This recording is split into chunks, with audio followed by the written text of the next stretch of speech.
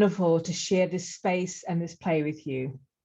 My name is Jennifer Farmer, and I'm a playwright, a librettist, and theatre maker, as well as your host for tonight. I'm so honored that Utopia Theatre asked me to host this rehearsed reading of the work of such a singular and engaging writer. Perhaps more known for his prose, essays, and social criticism.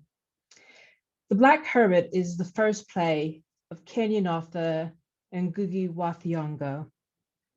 Writing primarily in the Gikuyu language, his work, which spans novels, short stories, and children's literature, has been translated into 94 languages from around the world. It is my pleasure to now invite the actors to introduce themselves, tell you about some of their work and the role they will be playing this evening. So first we have Helen. Helen, would you please introduce yourself to the audience? Good evening, everyone. My name is Helen Osabute. I'm an actress, a filmmaker, a producer, and today I'm acting in Yobi. Thank you, Helen. Taende, would you please introduce yourself for us? Hello, hi, my name is Tatenda Machai. I am a theatre maker, a writer, and a recent graduate from the European Theatre Arts course at Rose Bruford. I will be playing the character of Tuni, and I hope you enjoy the show. Thank you so very much. Caleb, please introduce yourself to the audience. Hey everyone, so my name is Caleb Obadiah. I'm an actor and I will be playing the character of Remy tonight. Thank you. Becca, would you please introduce yourself to the audience? Hello everyone, my name is Becca Mukasa. I will be playing Omange and I'm based in London. Lovely, thank you. Laurie, please introduce yourself to the audience tonight. Hey, I am Laurie Ogden. I'm from Liverpool, but I live in London, and I'm going to be playing Jane tonight. Wonderful, thank you. Tayo, please. Hello, Tayo Aluko from Nigeria, currently in exile in the People's Republic of Liverpool. I'm a singer, actor, writer, and I'll be playing the pastor. Bless you. Thank you so very much. Ayo, please introduce yourself to the audience. Good evening, everyone. Thanks for joining us. My name is Ayo Oyebade. I'm primarily an accountant, but also dabble in the UK Nollywood industry as an actor and producer. I'll be playing the role of the first elder tonight. Thank you so very much. Tonderai, would you please introduce yourself to the audience? Good evening, everyone. My name is Tonderai. I'm an actor, writer, and director, and today I'll be playing the second elder. Thank you. Theo, please share first with the audience. Hello, good evening. My name is Theo Ogundikwe. I'm an actor and I'm playing leader. Thank you. Peter, please introduce yourself to the audience for us. My name is Peter Olorunishama. I wear many hats, although there's none on my head right now. But then I'm actually vast the world of poetry, playwriting, acting, filmmaking, theater making, and stuff. I will be playing Neighbor. Thank you so much. And last but not least, Kemi, would you please introduce yourself to the audience? Hello, my name is Kemi Coker. Sorry, I hope I'm on. I'm an actor. I love singing, dancing, and a wannabe drummer. Brilliant. Thank you so much to this wonderful cast. After the rehearsed reading tonight, there will be a 20-minute Q&A. So please do think of any questions that you'd like to put to the actors and director. We ask that you put your question into the chat field. And if you would rather that we read out your question, that's absolutely fine. But we'd love to hear your voices. So if you are happy to be unmuted, that would be lovely. So with no further ado, I hand you over to Moji, tonight's director, and take it away. Thank you very much, Jennifer. Thank you. Welcome, everybody, and thank you.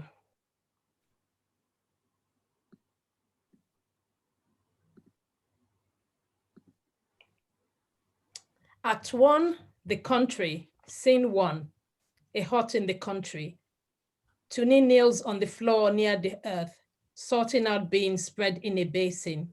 Enter Nyobi, a middle-aged woman carrying a water barrel, which she puts down in a corner. Have you finished sorting out the beans? Are they not yet ready to cook? They are about ready, Mother. You have again been crying, letting the bitter water tear and wear your cheeks to acquire a face like mine. To herself. Of a truth, this world is really bad. Not the same as the old, when sons still gave respect to parents, honoring claims of motherhood, hearkening to the call of blood and soil. Many letters have been now sent to him, but no reply. Not a word from him. A child abhorred, and like a plant in the field, tended carefully, anxiously watching the sun, the wind, and the rain, that no malicious weather should come to harm him. I, your mother in all ways but birth, am pained to see the gradual waste of your maidenhood. Oh, Mother. Have you now, in your heart alone, gone over what I told you? How can I, a woman without strength or learning, hear it? I cannot now go to a third husband. I cannot roll from hand to hand a public bore like common whore, making myself cheap before the world. Rather than that, I shall die and have the grave for a bed. Don't let such thoughts trouble you, poison your rest and peace. Yet I can't do without a husband, without a man to warm my bed, a man to ask me for a meal in the evening, a man to make me wash his clothes, and a child of my own, a child to call me mother, to make me feel a new self. I am an old woman. These eyes have seen the rain come and go. I've seen sunrise and sunset, seasons followed by many others, births and deaths alternating. All these have taught me the lot of women will never change. For you and me, Anjiru, Injeni, Wihaki, independence has no meaning other than the one I knew yesterday. I have tasted the pains of beating, the pangs of birth and death blows.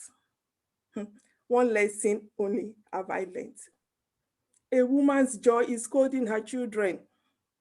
It lies in seeing their smiles and cries, doing little things for them, the loved ones. A woman without a child is not a woman. But I've also learned that to be kicked and humiliated follows this joy when the children grow. Why has my son kept silent for so many years? What are my tears to him? What are my prayers? It is not you he hates. It is my flesh and bed. I hate to see your youth wearing away, falling into bits like a cloth long hung in the sun. Go and get another husband. The world will not wait for you. I tell you, take a man. If he does not marry you, he may at least give you a child.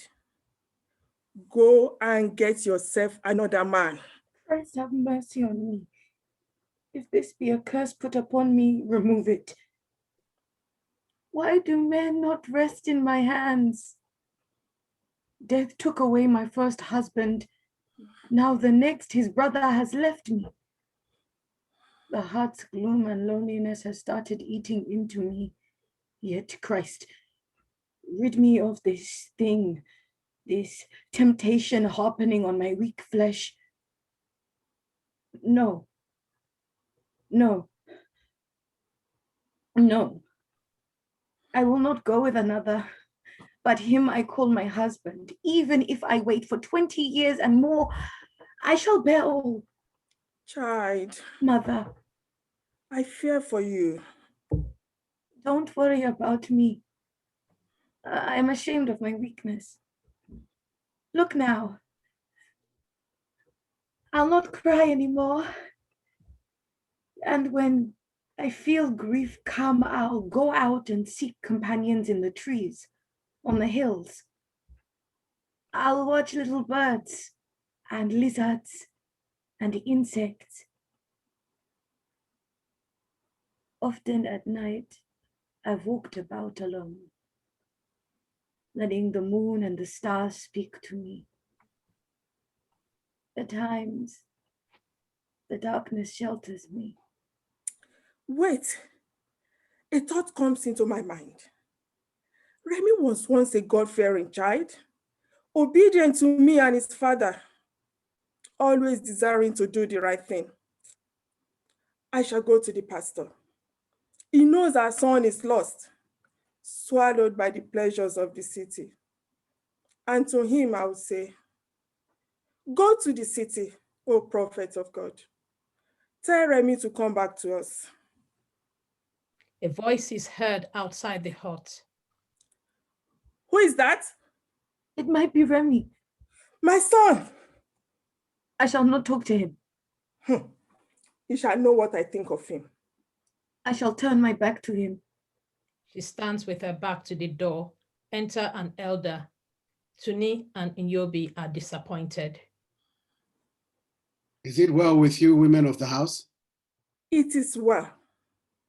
Will you not sit down? Tuni goes out. Thank you, wife of Ongome. May God guard his spirit. He was a man, oh yes, your husband was, before the white man stole his heart and turned him into a Christian. The gods themselves are jealous. They only take away the choicest in the land, leaving the weak and feeble. My heart is still heavy with grief. I long ago feared that someone had put a curse on this house.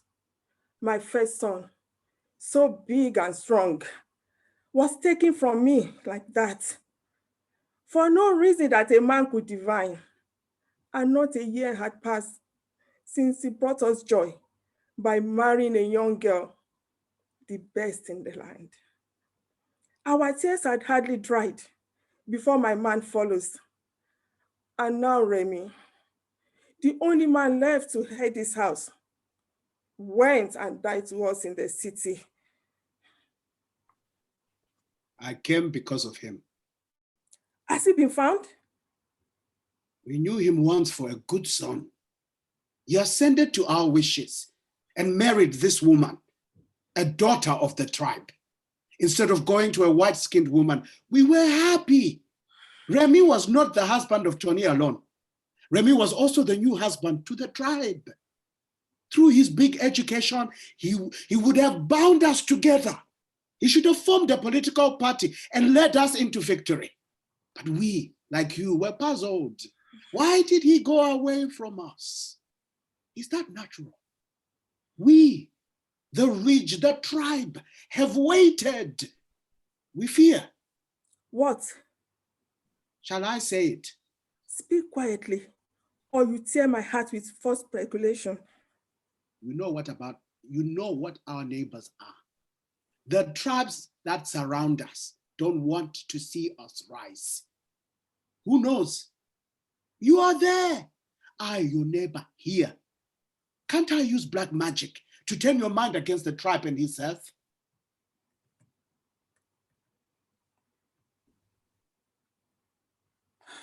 Do you think so? Why not? You have eyes and cannot see. Remy, your son and ours, is the only educated man in all the land, exceeding in knowledge all the people, black and white put together. Christo, save my son, making effective the black medicine that turns away his mind from home. Elder, what shall I do? Can't you and the tribe do something? I was sent to you by the elders. What do they want? Your heart's wish. My son. We want to send a man to the city, a man who will carry a little medicine to make Remy tend to the tribe. Who gave the medicine? We of the Marua tribe are not children or foolish either. Do you still believe in what the white man said? He said our medicine was bad, bad. Some people were easily deceived. And even now, 4 full years after independence, they have not discovered the lie. You still call yourself a Christian. I'll tell you, last month, our diviner had a message from God. He had a vision, and there he saw the tribe expand, becoming powerful, dominating the whole country. But here was a problem. The tribe had first to tend a plant, a green plant in their midst. The green life would lead us to power and glory. Where will you get the plant? Remy, we must fetch him from the city. We thought you had a message for him. Tell him, his wife and mother want him back. Oh, elder, if you can make him. Trust Marua medicine to do its work. I do. And? Yes. There is something else. We want you to give our messengers and their medicine a mother's blessings, to attend them on this difficult journey. With all my heart. Go in peace, and success attend you. Elder goes out. What have I done? I know Crystal hates our medicine. Suppose God punished me so that Remy does not come back. She looks for a shawl. Enter Tuni. Has the elder gone? They are going to fetch him. Remy? Yes. Oh, mother. What are you doing? Looking for my shawl. I must see the pastor. We must send him to the city. But the elders are going. I know. It needs the power of Christ, together with the power of the tribe, to bring back Remy. Scene 2. A meeting ground in the open.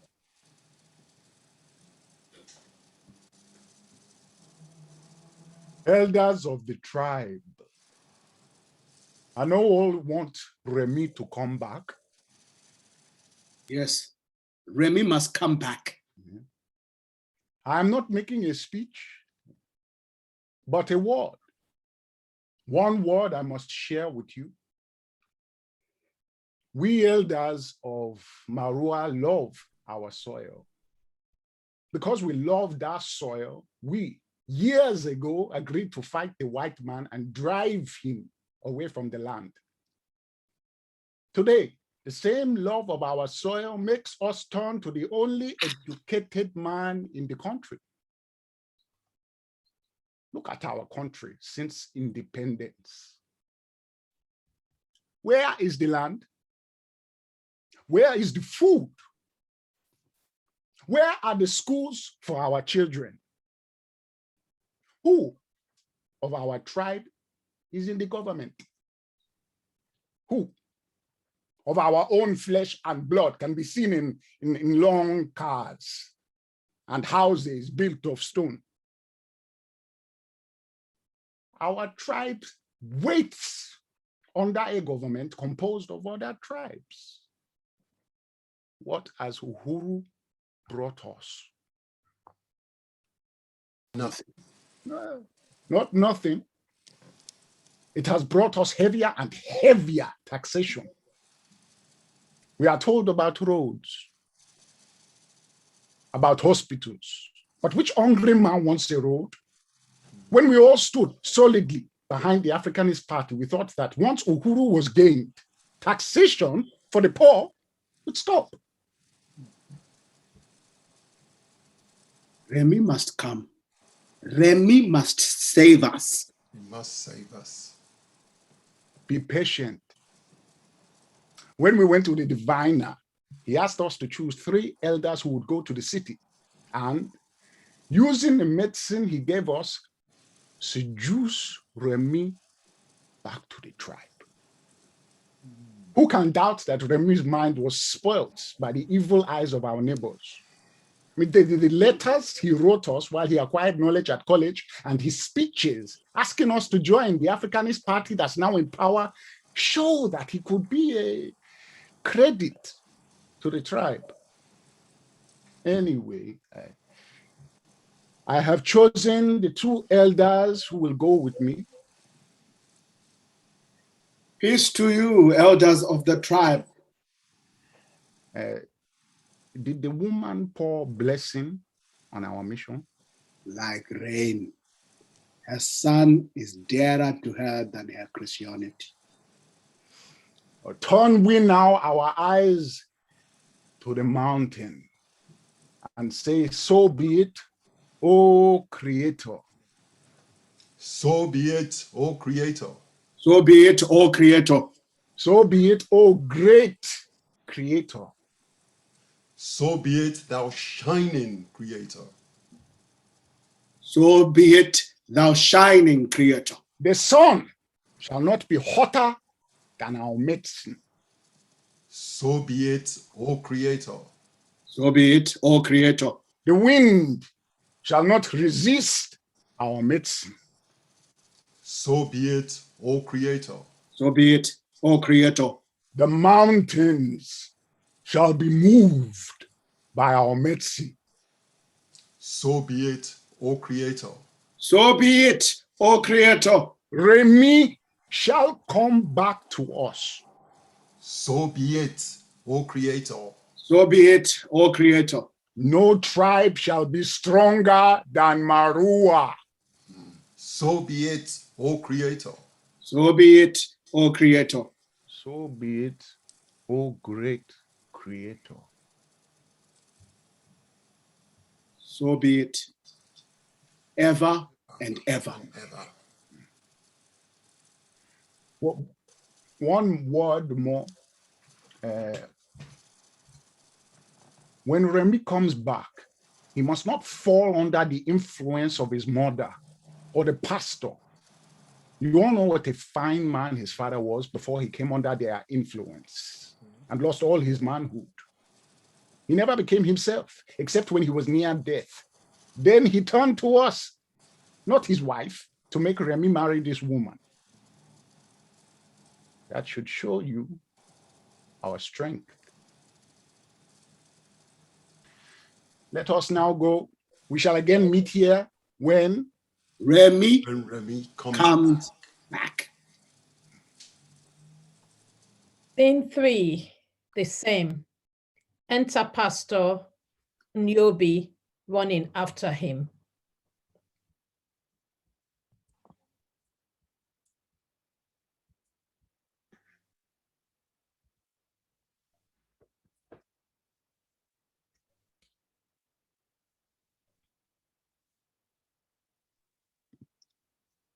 Okay, so unfortunately we may not have Niobe right now. So, oh, here she is. Okay.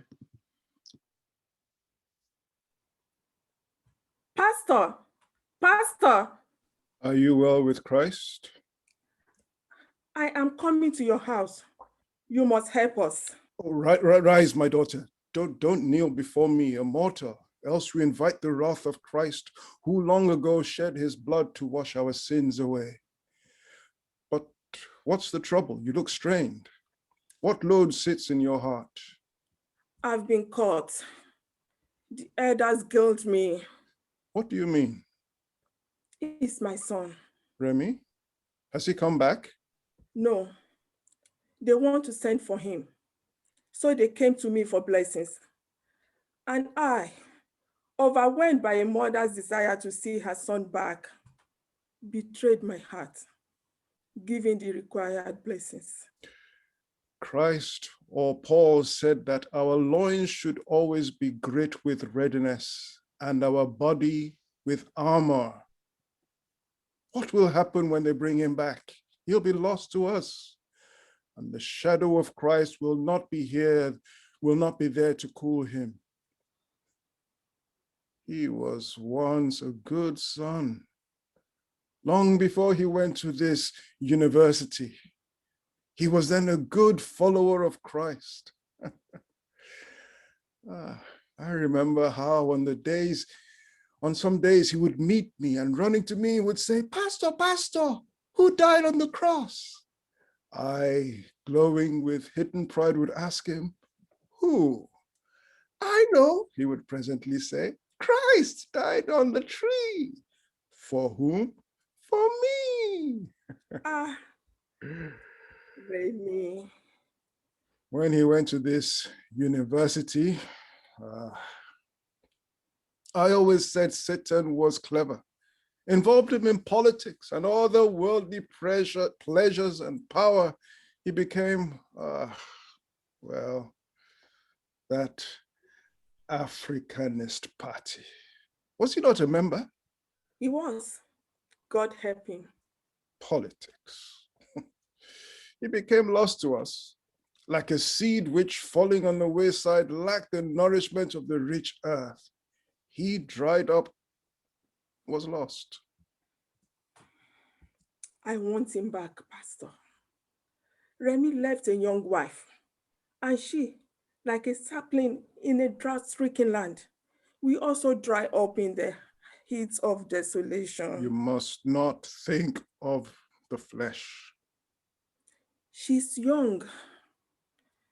Pastor starts to move away. She runs after him, calling, "Pastor, Pastor." She is a seedling whose eventual fruit will be a blessing to us all. But a seedling needs a gardener. You'll be. Yes. You love Christ? Yes. Know you not what Christ has done for you?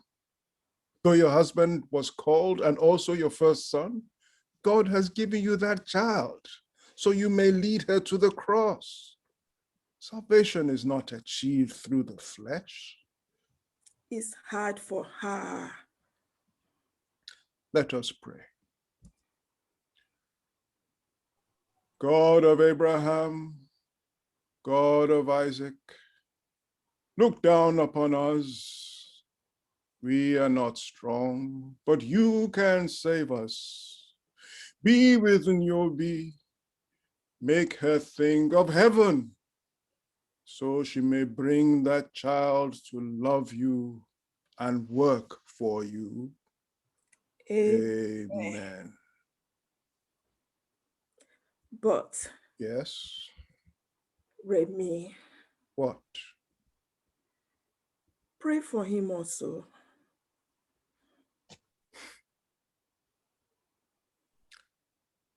I'll open my mind to you. Your son went away, was lured by Satan into the city. At college, he became wayward, digressed from the paths of holiness.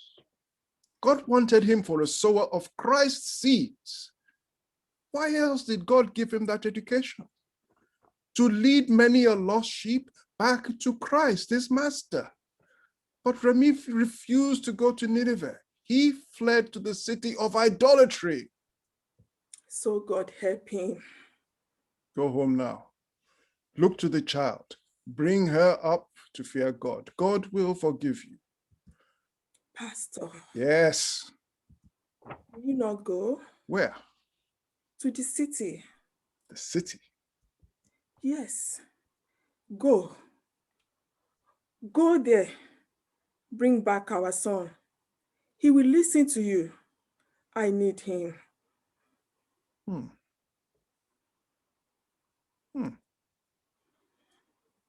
Maybe we Christians need him too. I am old. My day's end is near.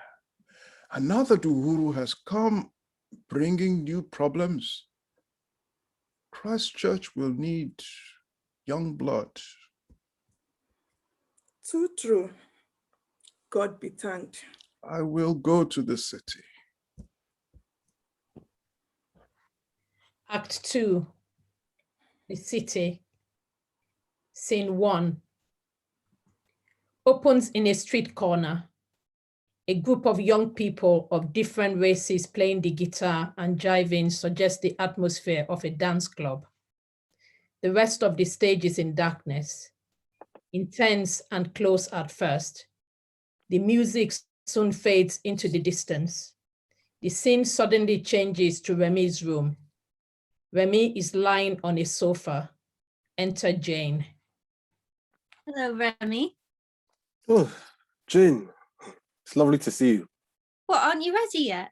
Well, just like you to wait to the last minute. I'm sorry. I just suddenly felt tired. Not equal to a night out. What's the matter? What's the matter? Are you possessed? Wonderful.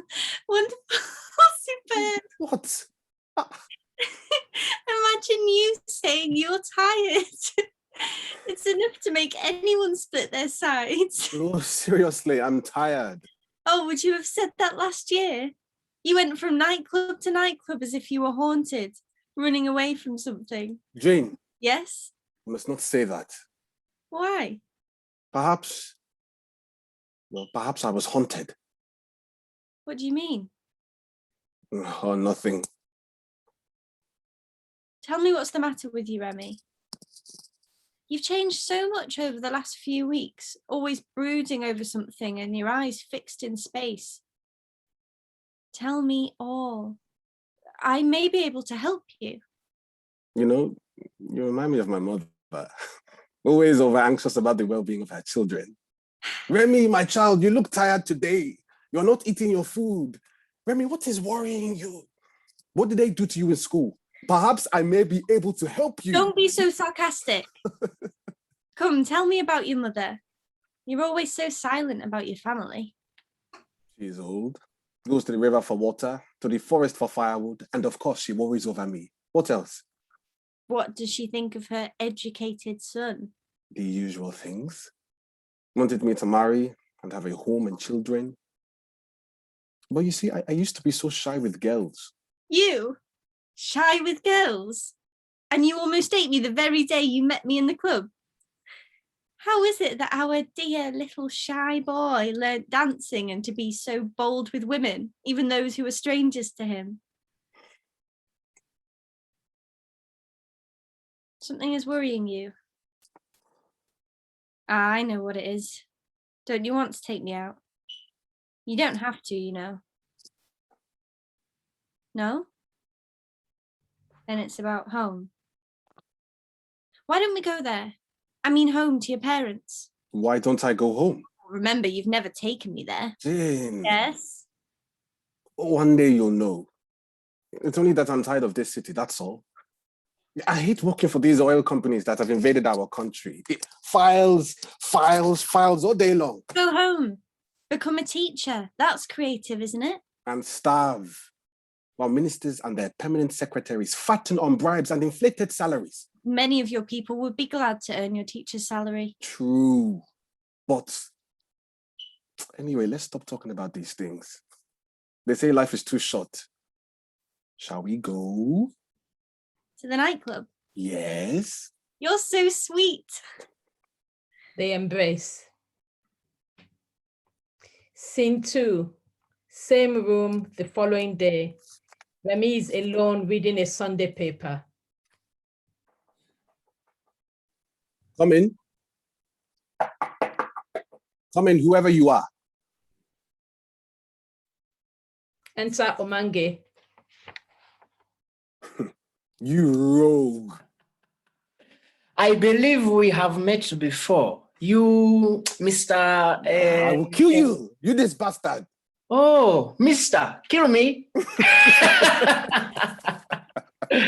Hello. Hello. You can sit on the chair, the table, the floor, or get out. How was the night? A bit of waltzing, a bit of rocking, and plenty of twisting and cha-cha-cha. You know, the usual things. By the way, have you seen this? Shows Omange the Sunday paper. Omange. You know, Remy, I fear for our country. Independence has not reduced the amount of racial tension. This affair of an Asian girl who has been ostracized by her community because she has been seen going around with an African is not an isolated case. You are ever optimistic and would not believe in a government legislating on social matters. You didn't get my point. It depends on what kind of government and what kind of legislation and on the kind of issues. Depends. Ha! Depends on the kind of what? You may mock me, but take tribalism, for instance. Since independence, tribalism and tribal loyalties have been increased. And even leaders who are the supporters of the Africanist Party are the very ones who are encouraging these feelings. Do you think these people would pass an effective piece of legislation when it would touch the very taproot of their power? Yes, some of the leaders were paying lip service, only lip service to the Africanist Party. But what do you think the government ought to do? Just preach sermons? The government should act. It must deal firmly with anyone who is found to be exploiting racial, tribal, or religious differences. But let us also remember that even a black man's government can go wrong.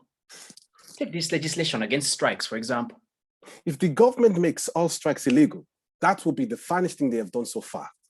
A government in a newly independent country can never be too firm. But why wrench from a workman his only tool? A trade union without the right to strike is like a lion without claws and teeth.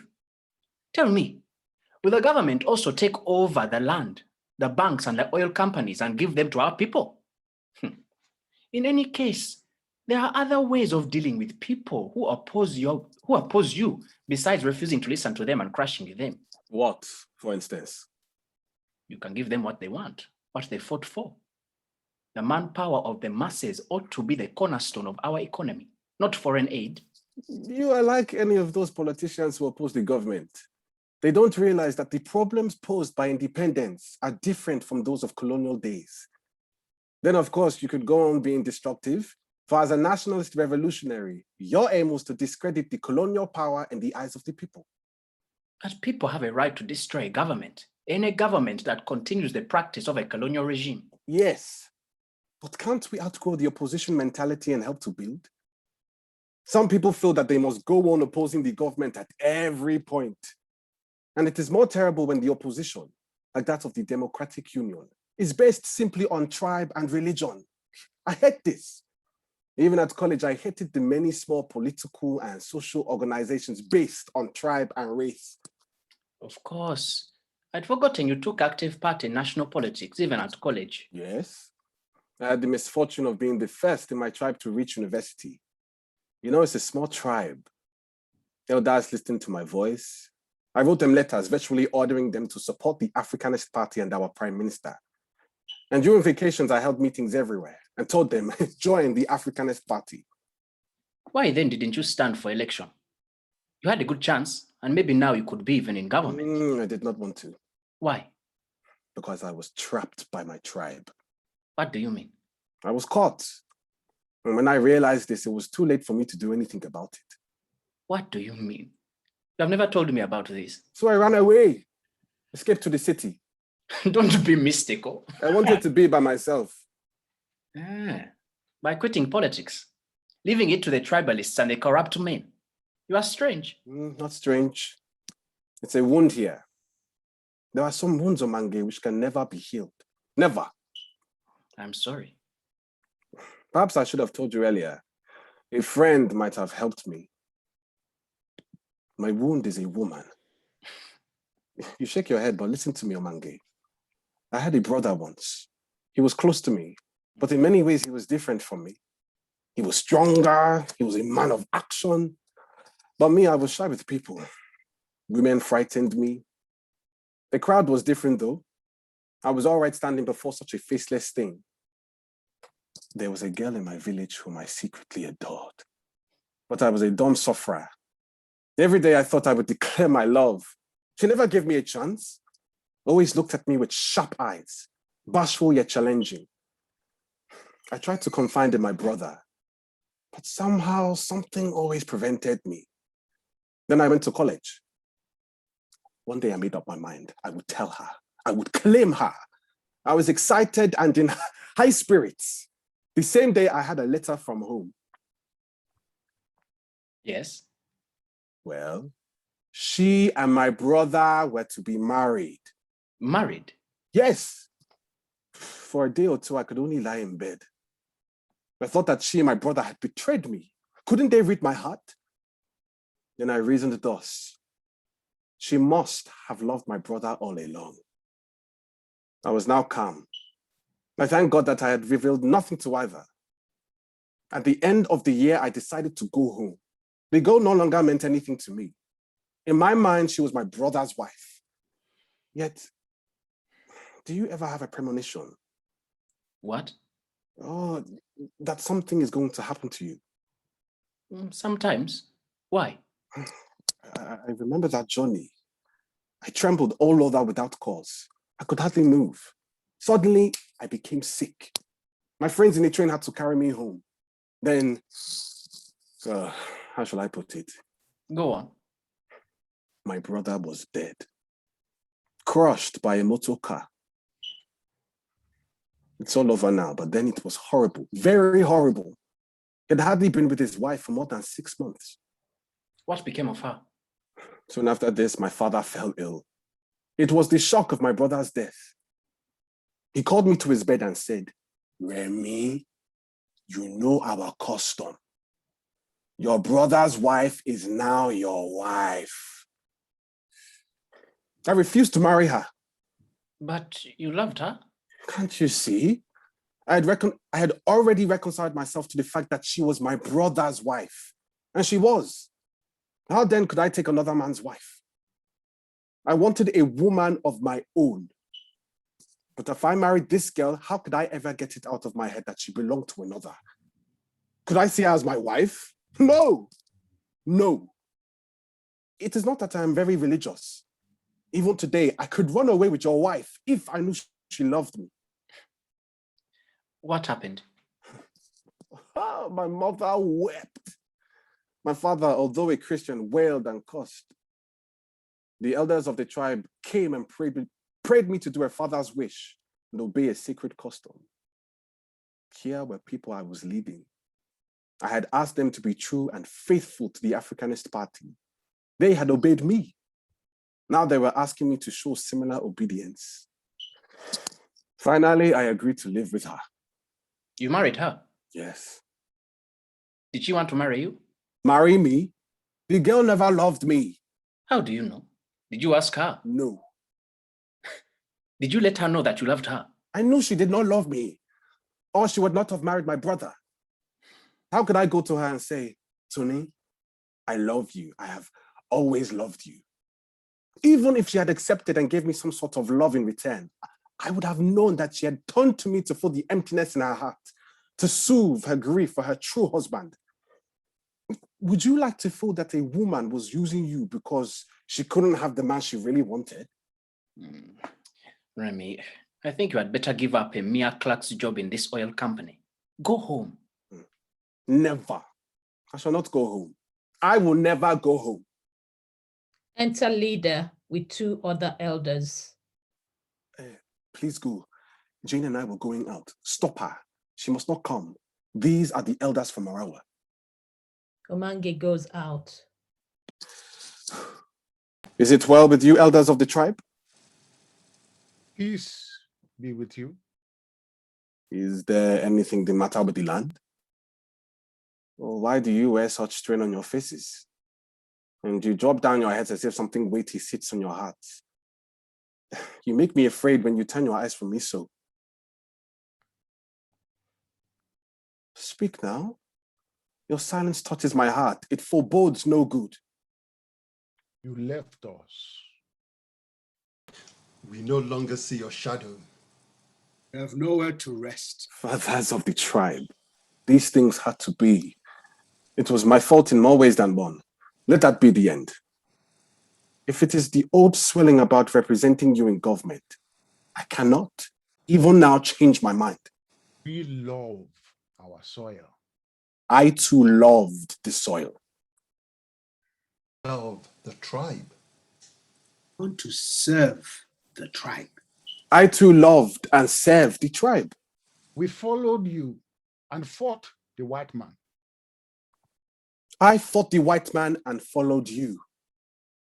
Our tribe wails under the new government. No son of our soil is a deal. Not one of our skin and blood is in the new government. What do you want? Son of Ngome, you long ago asked us, your tribe, to support the Africanist Party. And promised us freedom. You have your freedom. Taxation. Forced community work. The drought in the land. Our crops have failed. Our animals no longer give us milk. And no jobs for those of our tribe.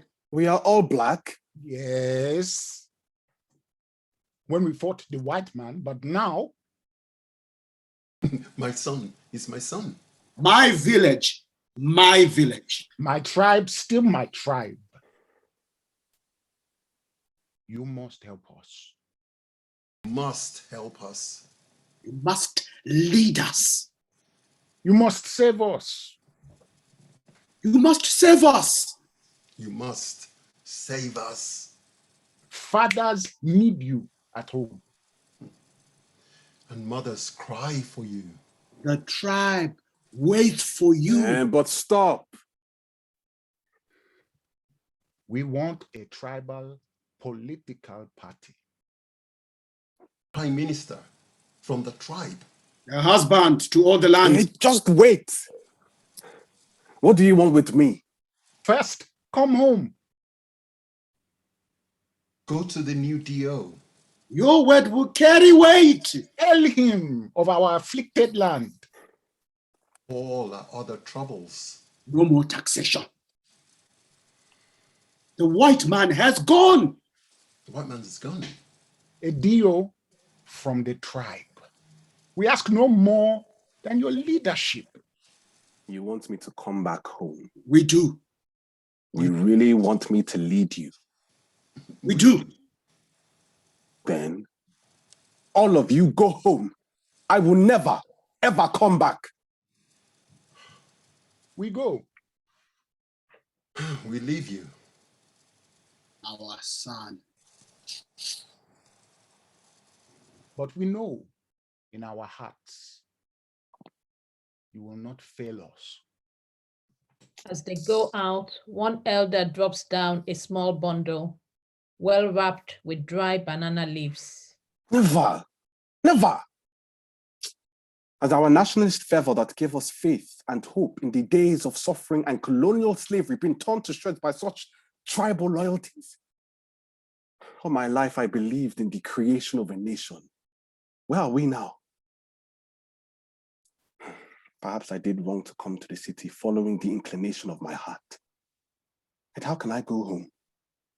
Surely a man's public life is given meaning only by the stability of his private life. Enter pastor. Oh, good day, Pastor. It is well. You have come a long way. It's not a long way to a man's heart's desire, and Christ is there to lead the way. The land and the people, all right? We need you.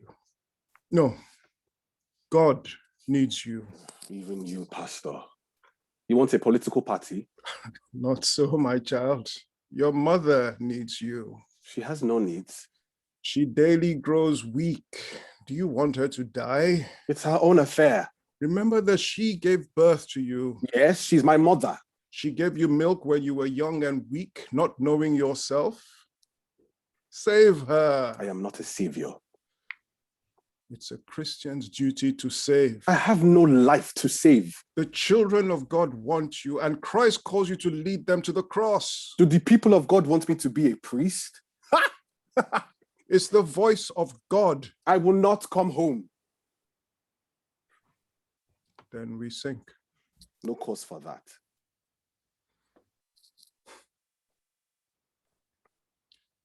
You once loved the gospel. God made you the only one with education and understanding born of a widened horizon for nothing. Your learning is not your learning. It's for all the people. Pastor, you want me back in the village to serve mother? Your mother and all other Christians. I once served mother, acceding to her wishes. That day she clung to me, asking me to. Oh, why you, Pastor? Why should you remind me?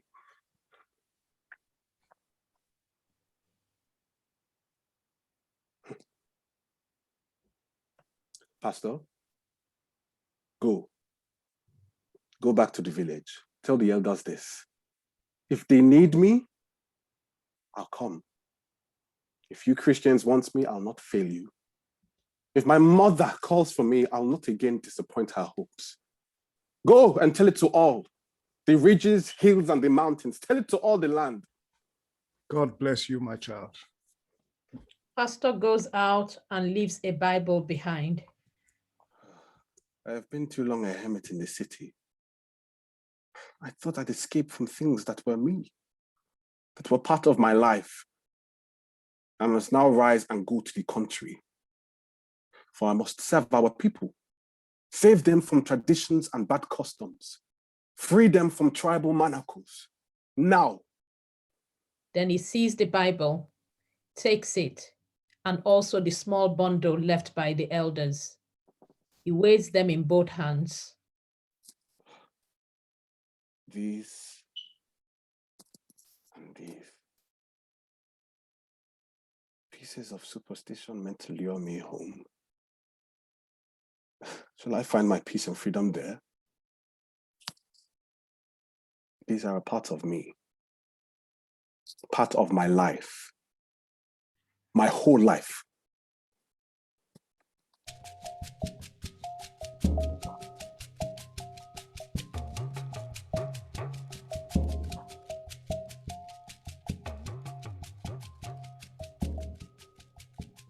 Scene 3, the same.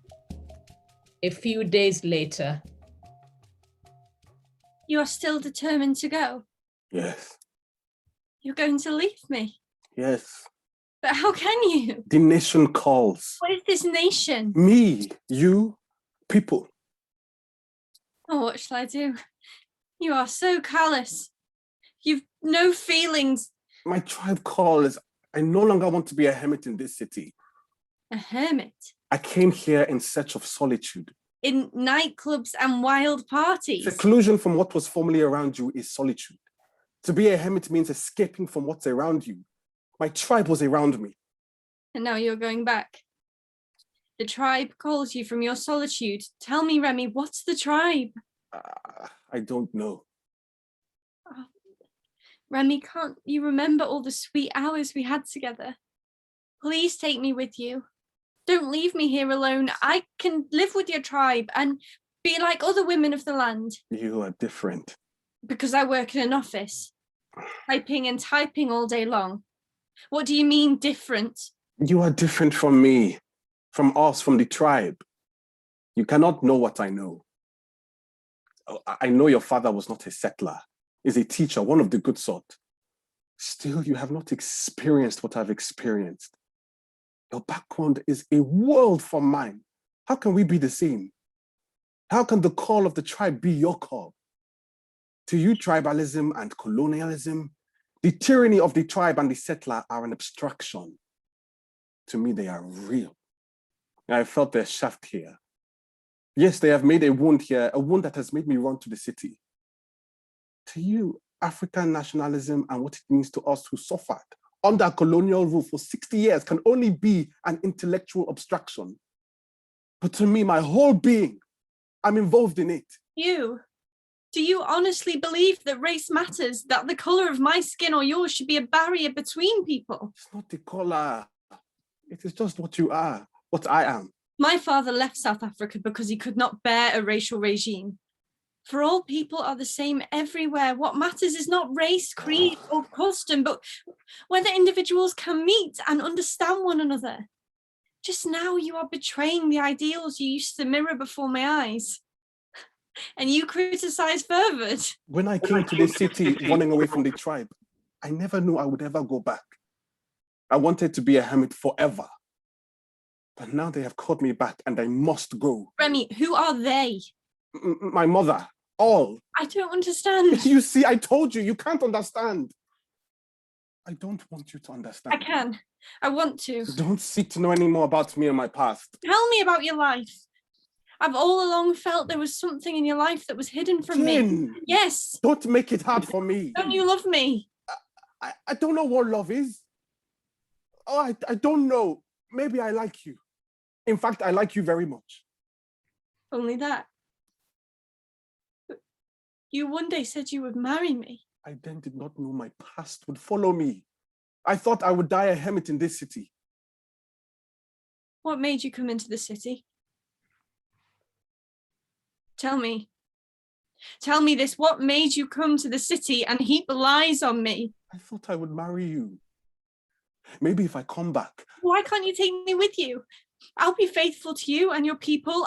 I don't really like the city. I've always wanted to breathe the air in the mountains and feel the bite of the cold wind, the smell of the wildflowers and the deep darkness there. Please go for me now. Go now. Why? Just go. I must know. You insist. I had thought to spare you the pain. Spare me nothing. I am married. Married? Did you say you were married? Yes. For how long? I was married when we met. But why didn't you tell me right at the beginning? There was no need. No need? When you knew I loved you? But that was later, Jane. At first, we were just friends. My life had nothing to do with yours. And then when I knew you better, for I remember you were so gay and so wonderful. You made me forget my past. I needed you so much. I couldn't bear to tell you something that might make you leave me. But didn't you think it might hurt me just a little when I found out? You said you would marry me. You promised to marry me. Promises, promises. I should have known what promises mean to you.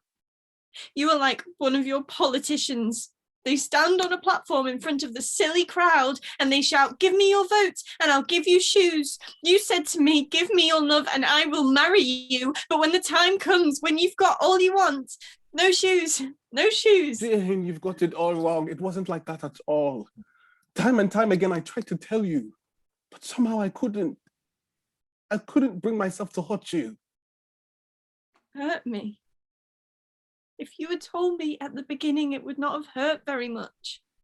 I would have forgotten the pain. And now, because of your waiting, and you talk of hurting. Jane. You call yourself a hermit.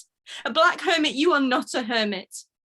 A hermit looks for the truth. You ran away from the truth of your position. Tell me, why did you run away from your wife? It wasn't a real marriage. Why not? She was my brother's widow. I had to marry her. It is a sacred custom of Marawa tribe. But I thought you were against such primitive things. The tribe reared me, gave me education. They had followed me. How could I bring myself to hurt them? I obeyed them. Why didn't you stay with them? Why did you run away? I don't know. Oh, Jane, I don't know. Yes, perhaps I am different from you. I know what I want, what I am. You don't know yourself or what you really want, only that you like thinking yourself a delicate being, superior and so much better than anybody else. I never said that. You are weak, aren't you? Too weak to tell me the truth. Please, Jane, just listen to me. Don't touch me. Go back to your tribe. Go back to your little wife. Runs out. Jane. Jane.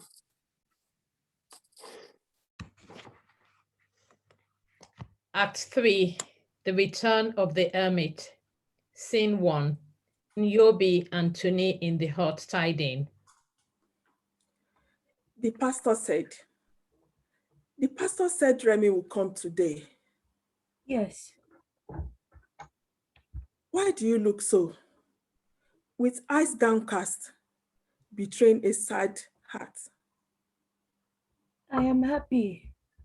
My heart is thankful for many little and big things you have done to me. When Remy comes home, we shall ever live united. And yet, I fear. What? He might be different. No, my child. He will be the same seed, which nourished in rich soil, will grow to feed us all.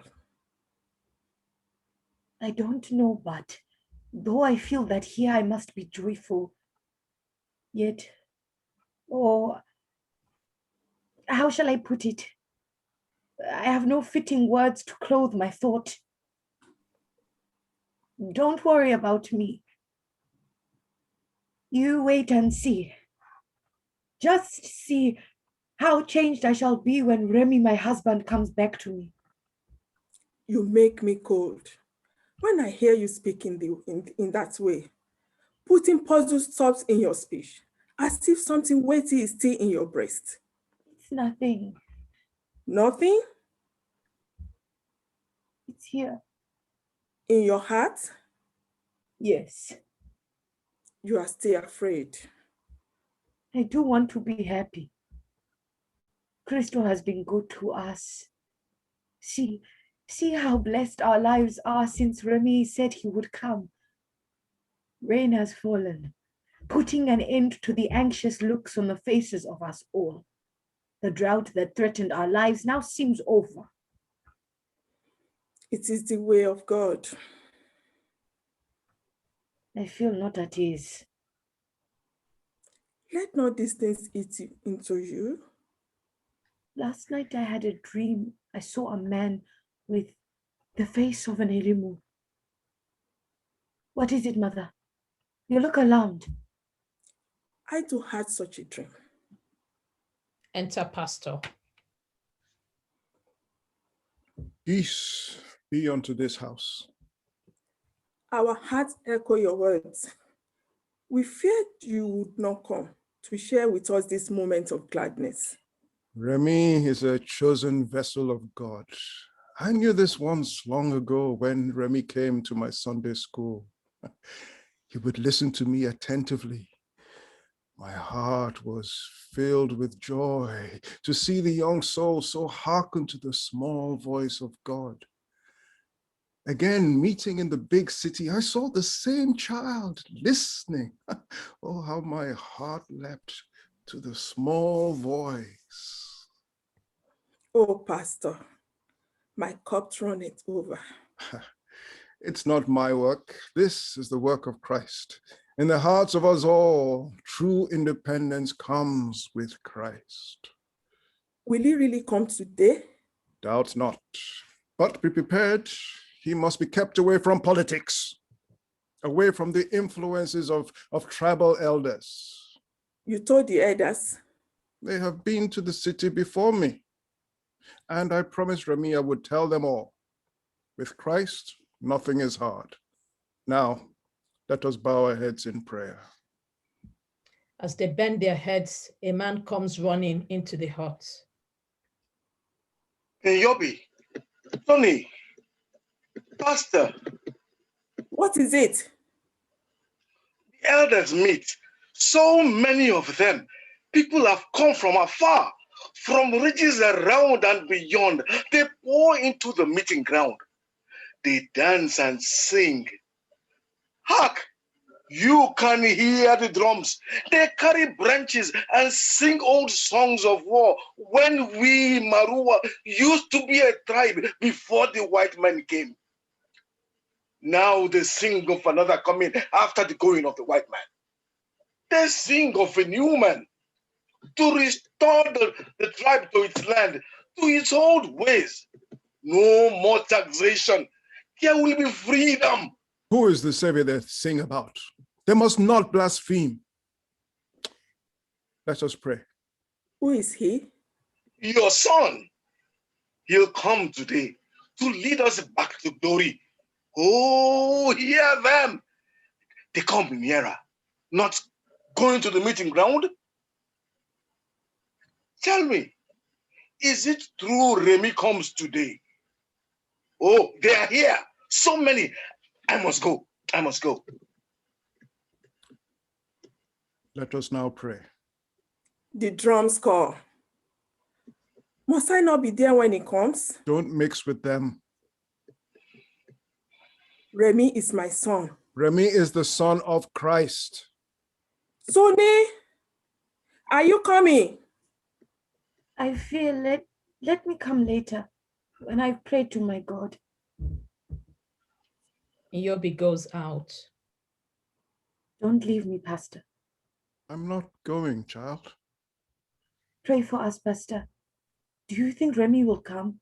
God will guide him home. Listen. I hear some noise. They shout. They cheer. Pastor! Pastor! It's him! It's him! Don't be so excited. He'll come to you. But I know he has come. I must go. I must hear him speak. Wait.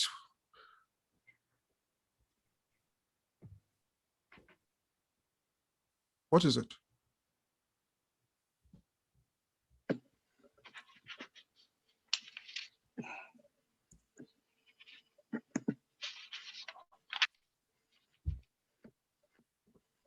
What is it?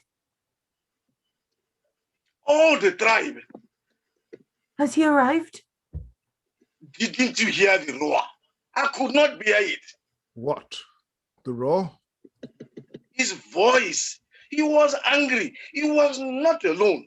He was with a man from another tribe. He made him stand on the platform and linking hands with him, he said, "This is a man from Unjobi tribe. He is my brother and yours.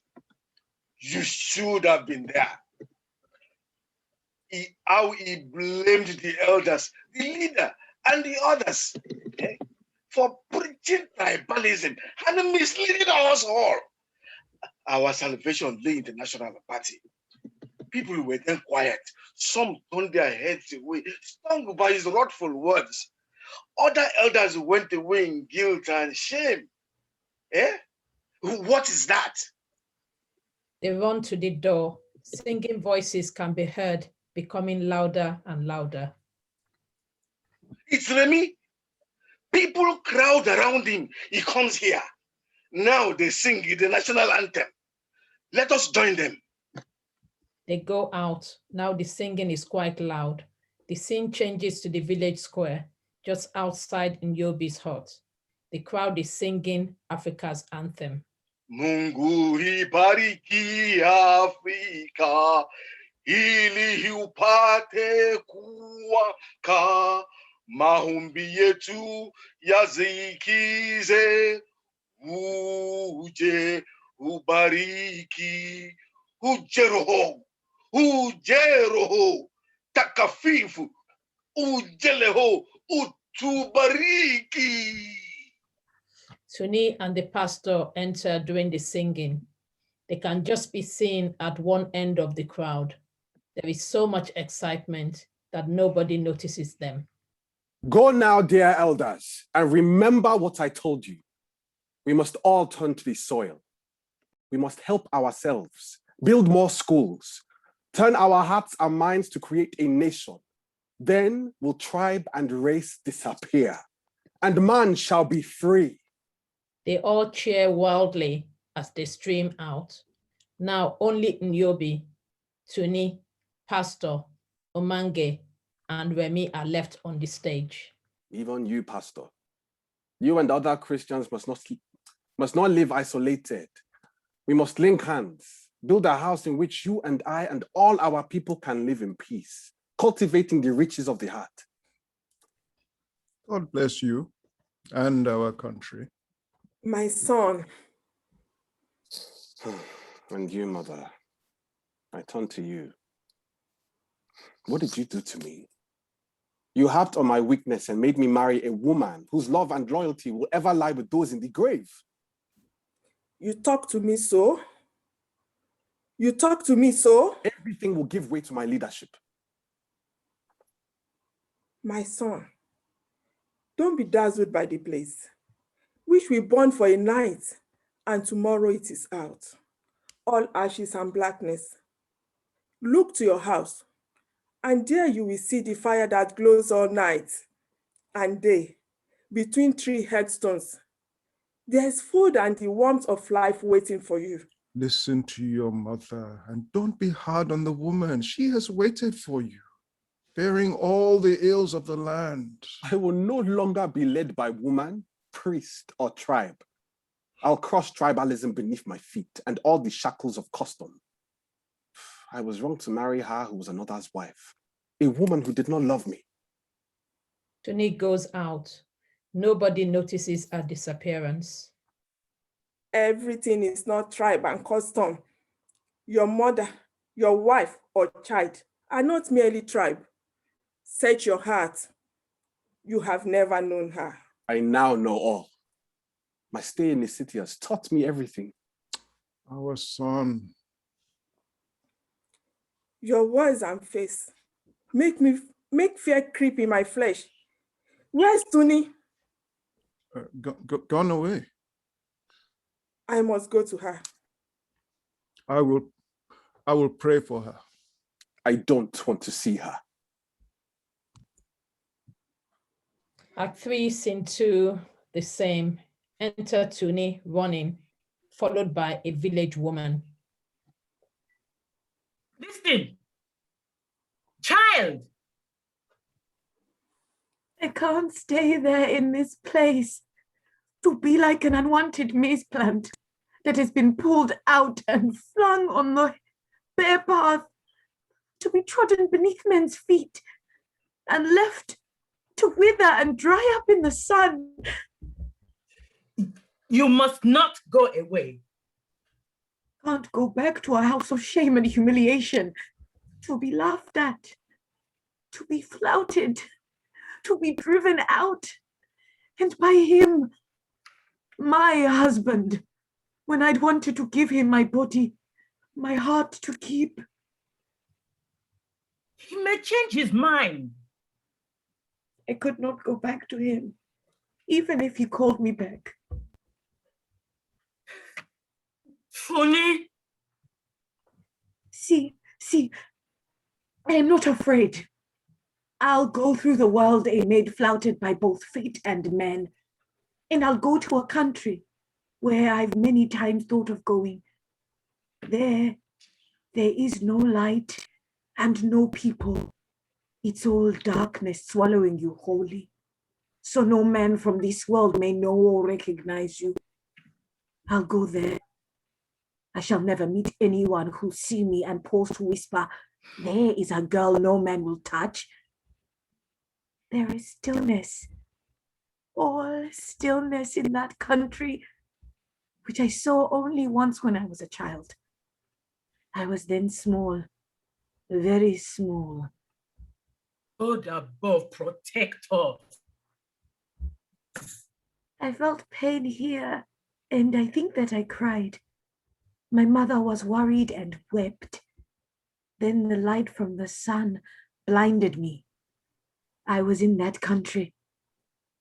You think my mind is raving, but it is true. The pain stopped. I could not see my father, and I could not see my mother, and I didn't want to.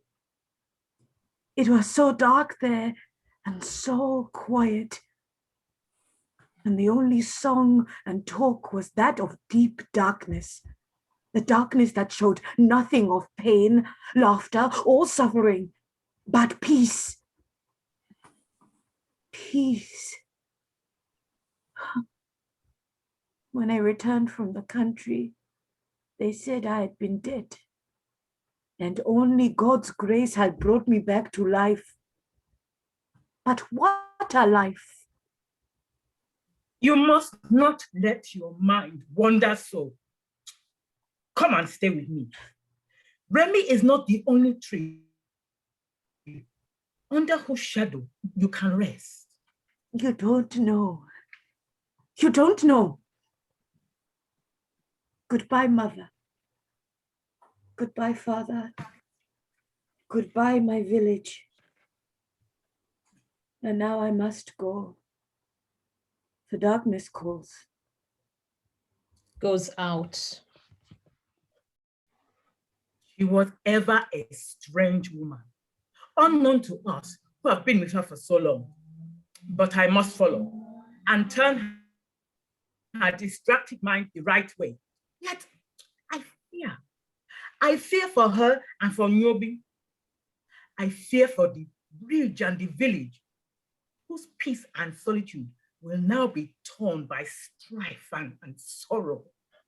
She goes out. Enter Nyobi. I was told she went this way. Where is she now? Tony, don't leave me. Tony, no answer. Tony, oh, my dream. Rushes out. Act 3, Scene 3. Enter Remy and Omange talking. This is the kind of thing we want in the country. Yes, deal with tribalism with ruthless vigor. There is no time for soft hearts. Many of the elders felt guilty. Yes, and turned our eyes away. But today's work is not enough. I mean to follow up this attack in my future political meetings. I want to inculcate in our people the need for self-help. We are the authors of our own destiny. But the state must lead the way. The Africanist Party must first give back the settlers' land to the people. Illiteracy ought to be abolished within a year. Otherwise, they'll revert to tribalism and religion as a cure for their ills. There is a limit to what the government can do. There is a limit to patriotism and self-help schemes. What, however, you have done today will be a big lesson to all our people in the country. Where did the girl go? I don't know. Let us spit on traditions. She was sitting in the corner. I saw her sneak out sometime during your speech. See, I told you she never loved me. She could not even wait to see what her man had to say. Will you go back to Jane? Before he could answer, the woman comes in and insolently throws a letter to Remy. Who gave it to you? She who was kind, she who was true, a tender sapling growing straight, though surrounded by weeds. What do you mean? You are a leader, our leader indeed. Know you not what you have done? Flung insult at your own tribe, trampled mercilessly on wives everywhere. You may praise yourself how you have succeeded in politics. What of fear? What have you done to the lives of many, to the hearts of many a man who looked up to you for guidance? I'm still in the dark. Who gave you the letter? My mother? Your true wife, the best woman the village has ever born. Many curses on you. Goes out indignantly. Wait! Where has she gone to? What is it? Why do you tremble so? Remy can't speak, points at the letter. Omange takes it, reads it, and looks at Remy. I don't understand. I told you she loved you. My mother. Washes out. This outer frame can never tell what inner feelings are hidden here. I never thought Remy would be so shaken by a woman's love after all this victory. These village women? Why did she wait all these years before she said she loved him? What a heart. She cannot write properly. A mistake, all a mistake. And it made him stay in the city for so long. And now, after this reconciliation with his wife, who will be the loser? Jane. Poor Jane. Nyobi, followed by Pastor. I don't know where she went. It will be found. Education and big learning has taught him nothing. I am an old woman without learning or much wisdom. Yet I know that what Remy has done is wrong, being so unfeeling to her. who has always been true to him. And where is he? Enter Remy, followed by Omange. Mother, Pastor. What do you want? I thought you had gone back to the city. Have you found her? Who? My wife. Your wife indeed. Why do you want her? She's gone away. All this time, Remy looks agitated, as if he fears something. Omange, who does not know what he is fearing, comes forward. She will come back. Whatever has happened to you, do not blame yourself. It was a mistake. You did not know she loved you. Through that mistake, you have crushed tribalism and struck a blow for the African nationalism. If I have achieved anything. No, Omange, I have hurt my wife. I have hurt Tony.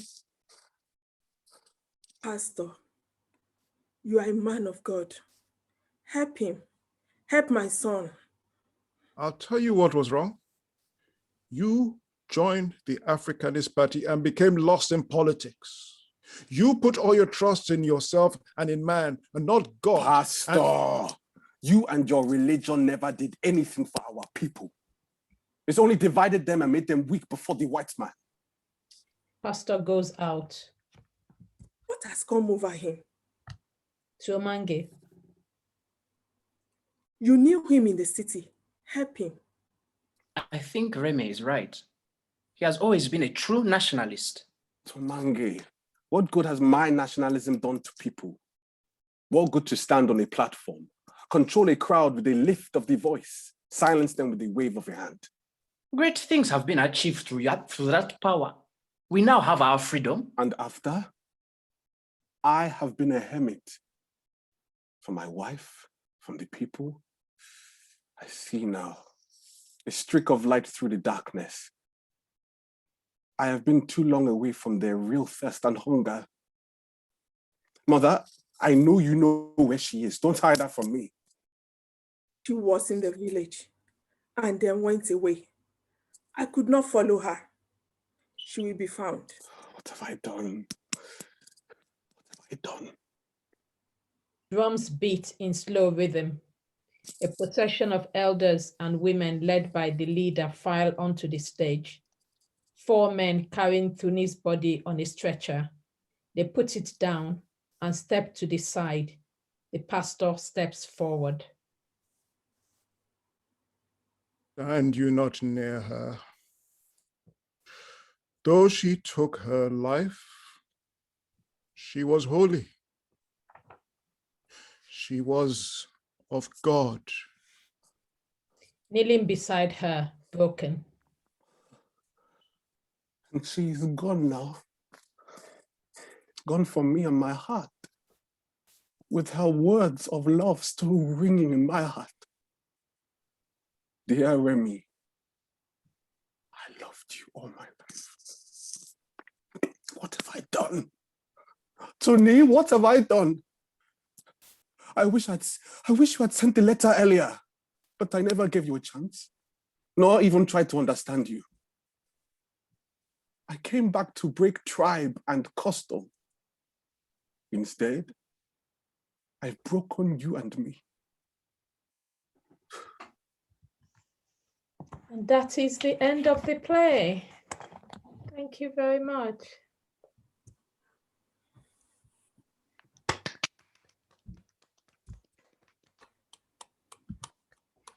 Thank you so very much, everyone. Wow.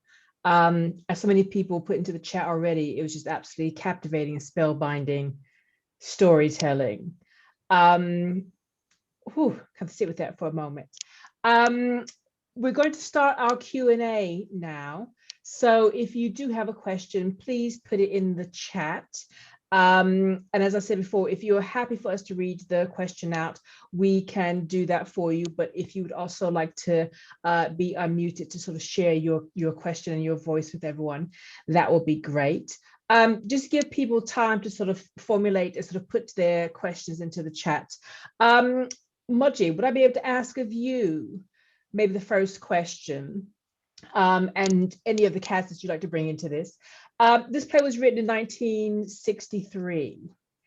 And what about it still feels so fresh and relevant for you today? What does it say about our current world for you? Yeah, for me, everything about it feels so relevant. The conversations we've been having about race, about Black Lives Matter, about colonialism, about a lot of the issues that still dogs a number of the countries all around the continent.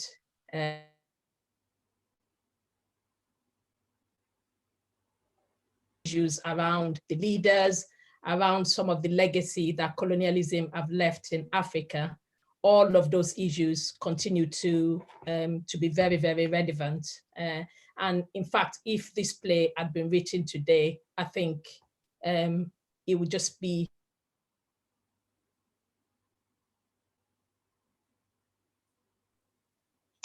Oh, you buff it there. just as fresh for us. Okay. Brilliant. I'm just sort of checking the chat to see if there were any questions. I think people are still sort of ruminating and sort of taking it in. It would be great to hear from you, Caleb. Not to put you on the spot, but maybe sort of having a chat about sort of, you know, the role of Remy and sort of, you know, what was it like to inhabit this character? Yeah. I mean, I relate to Remy. I mean, I think we all do, but just if I talk about me, I relate to Remy because, like, just even in the modern sense of like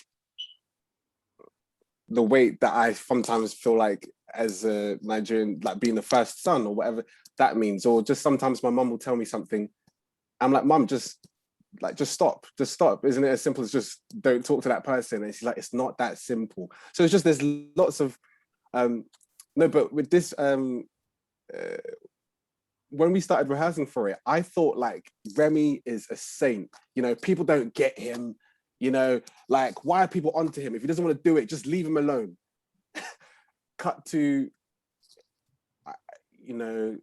just doing more read-throughs, realizing that what he's done in an attempt to like really free himself from all of it, he's actually done a selfish thing, which has now had an effect on everyone.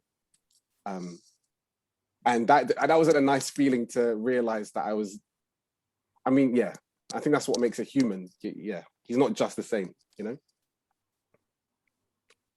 Brilliant, thank you. And Moji, was there anything about Remy that you sort of pulled out or you discovered through working with Caleb for the rehearsed reading? I think one of the things that we picked out is how sometimes how egotistic without being how egotistic men can be. Go for it. I'm hesitating there. But anyway, yeah, so I mean I think we kind of discovered that, especially in terms of this girl. We know that he's in love with her, and it feels as though the main concern really is the fact that, well, she's gone for somebody else.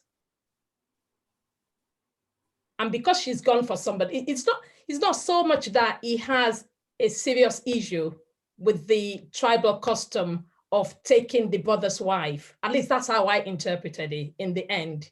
That in the end, it's to do with his own ego of, well, it's property that's already gone to somebody else. I'm not taking, I'm not having, she should have picked me first. But the fact of the matter is you didn't speak up first. Baker, were you about to jump in there for a moment? I think you may raise your hand. I was actually just agreeing with what you have to say, and how much pride can sometimes get in our way, and block our own blessings. But yeah, I was just agreeing. I didn't have any. Would we then be able to have Helen and Tatenda to sort of talk to us then? Because we're exploring the patriarchy, but then you two and sort of how you're navigating that theme in the play with these two characters. If you jointly want to come on, and then we'll share. Yeah. I'll go first. For in the character of Tawny, it really felt like she did not know, and she kind of says it at the beginning of the play where she's like, I don't know any better than what I've been taught. I only basically know this life of, and my role in this life and my role in this tribe is to be a wife and to rear children, and that is my purpose. And she doesn't really get the opportunity to have anything else. And that was interesting. I think debates sparked up in between the women of the cast around how distant we feel from that ideology and how relevant it still feels now, in terms of a lot of women still, I think it was Morji said it was very tragic, and it was like a really tragic loss of Tony at the end. It's really tragic to think that even in this modern day, people tie their self-worth to partners, and they're very much like, okay, this thing is going to make me, it's going to make me good. And that's what Tony did, basically. She's like, this person's going to make me happy. No, I'm going to be active in my own happiness. I'm not going to explore what else in this village makes me happy. She like falsely said, oh, I'll look at nature and it'll be beautiful. So it was like, it was really interesting to explore that and kind of relate to it as a younger person, because I remember when I was younger, I was like, yeah, I fully understand that we were taught that, this idea of like, okay, you grow up, you get married, you have kids, and that's your happy ending. And then in our generation, we're being continuously pushed towards thinking, but you're an independent person who's living your life. And that was what it was like in navigating it. And I love the debates between the cast. It was really lovely in rehearsals, just being like, maybe we should give this more oomph. Let's give her some more liberation. But we're like, the text is the text. We play it for its painfulness. That's wonderful. Oh, I'd love to have been a fly on the wall for that one. Helen, would you be able to share any insights for us? Yes, I'm able to relate to the character. Being a mother myself to boys, I found a good girl, the best in the land for my son, the first son. He died. Because of the nature of the girl, I love her so much. I want to keep her in the family. So I'm transferring her to my other son. And I'm trying to use every emotion possible, blackmail, everything, to make sure the girl stays in the family. And my son is not willing to do that. So I put in all sorts of religion, tradition, everything to bring my son back to marry this girl, because I really want the girl in my family. I don't want her to leave the family. Yes, I can really relate to the character, and I really love the character. In fact, that's the kind of character I like playing, motherly role and all that. Yes, so it's really good. I enjoyed playing that character. And I mean, I found that even as you say, there was this sort of manipulation of, you know, all she wanted to do to keep her in the family. There still seemed to be actually this love and this need for both of them perhaps to survive Remy's, you know, absence, in a way. Yeah, their companionship, absolutely. And that was so beautiful, because you could see through all of what she was doing, actually there is some kind of emotional connection there that was just absolutely stunning. Absolutely stunning. We just sort of had in the chat, not a question, but we've got, you know, we would love to see this on the London stage. So hint, hint, let's get a production of this happening, someone. I wanted to sort of maybe then, if I could have then Baker and Caleb come in together, perhaps, sort of talking about the relationship of these friends and where they're sort of, where they come and intersect, but also where they sort of clash and are contrasting. Would you be up for sort of sharing sort of how you sort of explored those friendships? Yeah, it felt quite, when we first read it, actually, the relationship itself felt quite clear in the text. Like, it felt as though they were quite close, but obviously they were happy to disagree on certain things. Yeah. And it just felt like Mange almost tries to keep Remy grounded in some way. You know, he kind of tries to be his devil's advocate sometimes and be like, okay, yes, this is okay, but also this, like, think about this. Why haven't you just asked her if she loves you or not? Why haven't you not just done that simple thing? And I think we all need those type of friends who are like, okay, yeah, I love you, but right now you're being a bit of an idiot because you've not actually done the simplest of tasks to try and actually make your life better.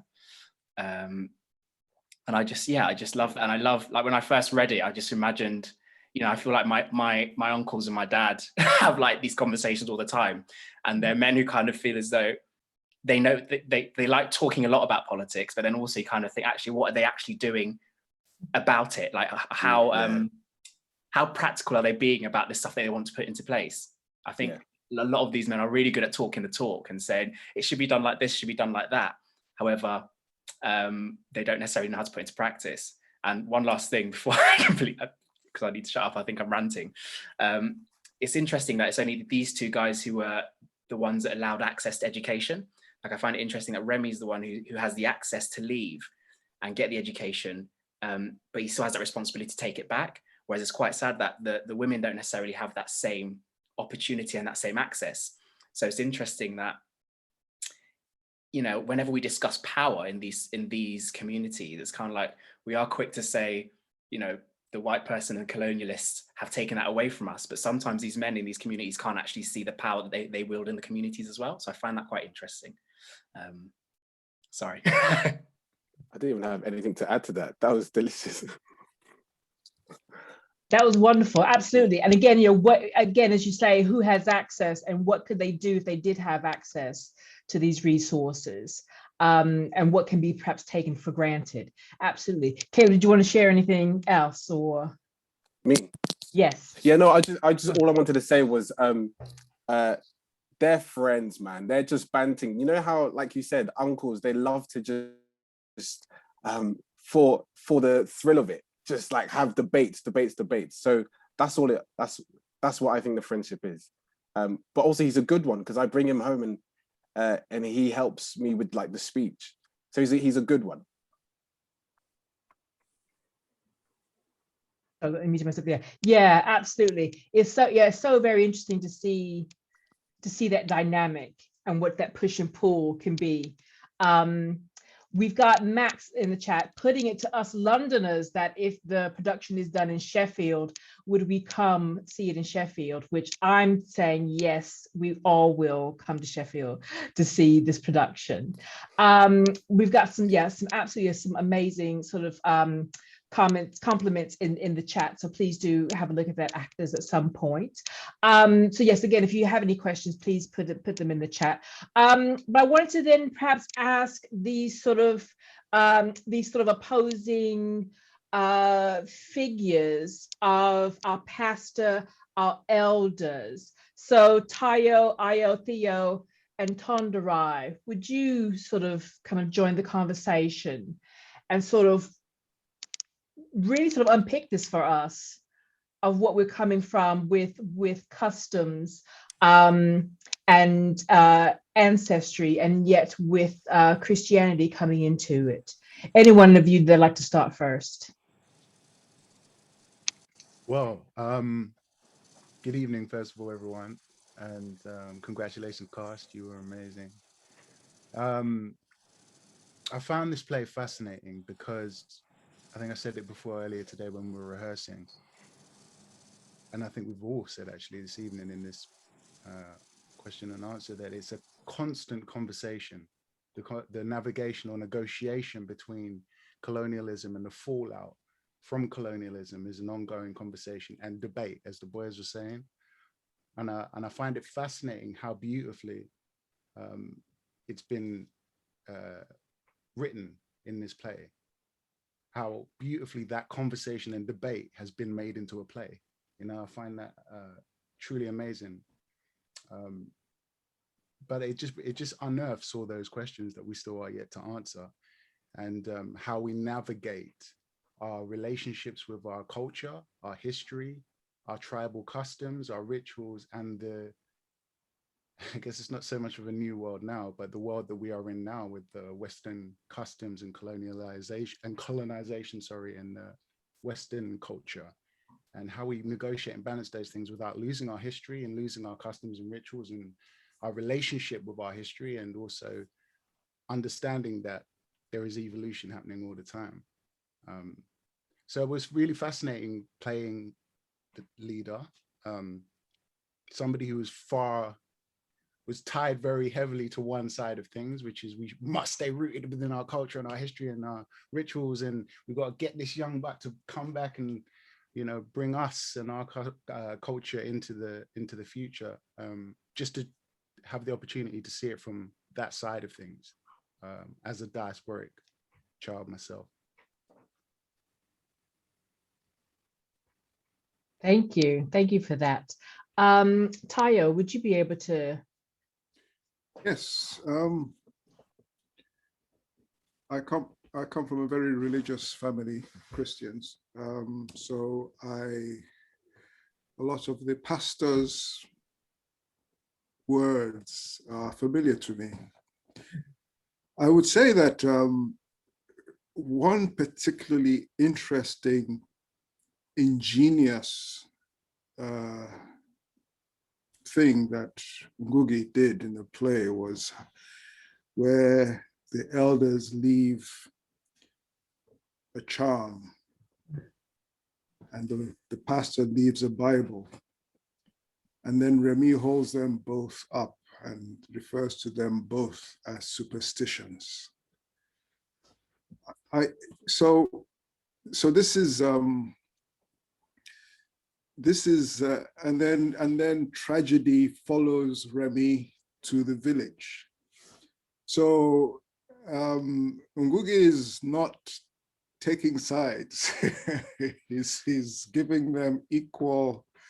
So the Christians can think that's a superstition. The traditionists will think that Christianity is a superstition, as they said in the play.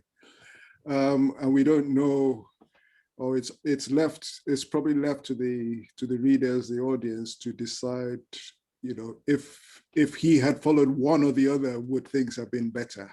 I think that was really, really very clever, asking questions and not wanting to provide the answers. So we don't know where he stands, for instance, in Ngugi. I suspect I know, but so I think it was. But you know, the ineffectiveness of both is clear to see.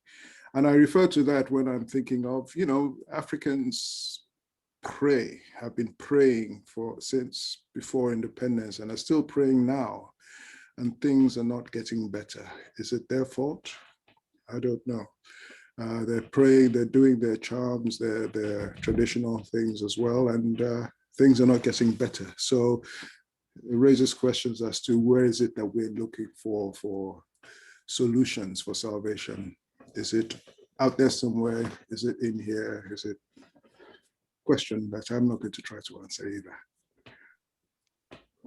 Thank you. Ayo and Tunderai as our elders. I defer to you, Ayo, first. Oh, okay. Hey, everyone. Thanks for tuning in. I mean, during rehearsals, we discussed the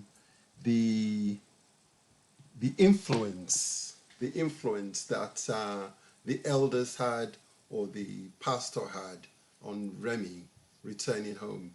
And I think we came to the conclusion that it was a guilt trip by the pastor regarding the mother. So in a patriarchal society, I think the moms have it. Moms have the votes. We literally worship them. And I think it's the thought of his mother, apart from anything else, you know, the juju on one side, the religion on the other. But at the end of the day, I think it was the mother that drew him back. So I like that he actually, in all his, someone said, egotistical character, he still has a heart for his mother. And in having a heart for his mother, he now has a heart for his own tribe. And he wants to bring them into, say, the 21st century. Well, then it was the 20th century. So he's trying to do a lot of things, but I think the heart for the mother wins over.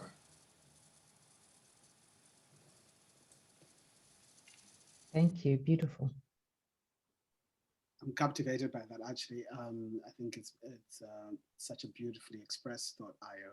Good evening, everyone. I've just been sitting here just loving this. So I do agree with everybody who's saying to Moj, congratulations, especially about a play like this being made available to perhaps a new audience or an old audience that misses such beautiful African storytelling that's also sophisticated.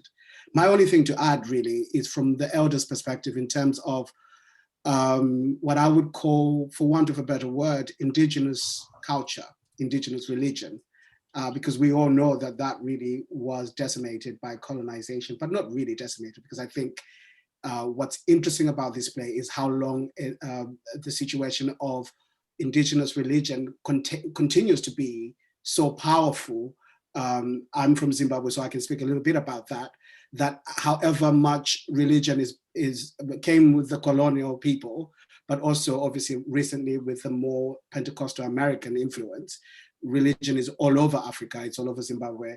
But actually what's very fascinating is that the indigenous beliefs and religion of the people somehow always survives these cultural and political colonizations.